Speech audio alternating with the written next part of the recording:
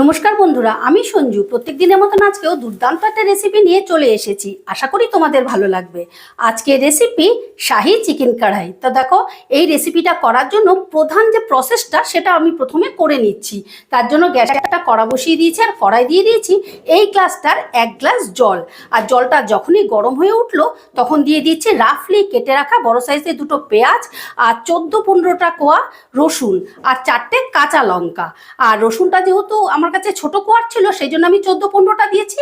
তোমাদের কাছে যদি বড় কোয়ার থাকে সেই ক্ষেত্রে তোমরা 5-6টাও দিতে পারো। এবার এটাকে 3 থেকে 4 মিনিটের মতন একটু আমি বয়েল করে নেব। দেখো, 3-4 মিনিট আমি পেঁয়াজ রসুন আর কাঁচা লঙ্কাটা বয়েল করে নিয়েছি আর জলটাও অনেকটা শুকিয়ে গেছে। এবারে আমি এটাকে একটা পাত্রে নামিয়ে নিচ্ছি। তবে এটা ঠান্ডা করে এই জল সমেতে কিন্তু আমি মিক্সিতে পেস্ট করে নেব।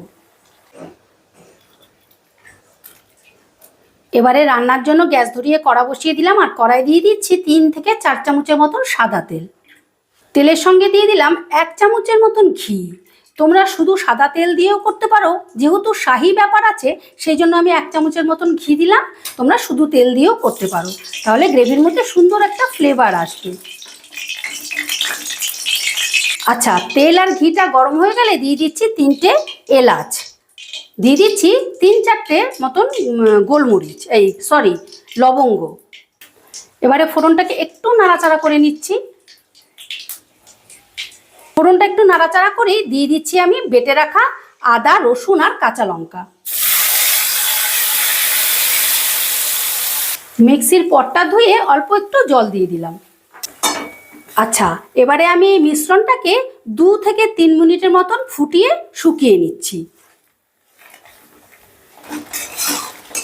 দেখো, পেঁয়াজ রসুনের মিশ্রণটা অনেকটা গাঢ় হয়ে গেছে। এবারে আমি দিয়ে দিচ্ছি চিকেন। এখানে আমি 700 গ্রাম চিকেনকে বেশ ভালো করে ধুয়ে মাঝারি সাইজ করে কেটে নিয়েছি।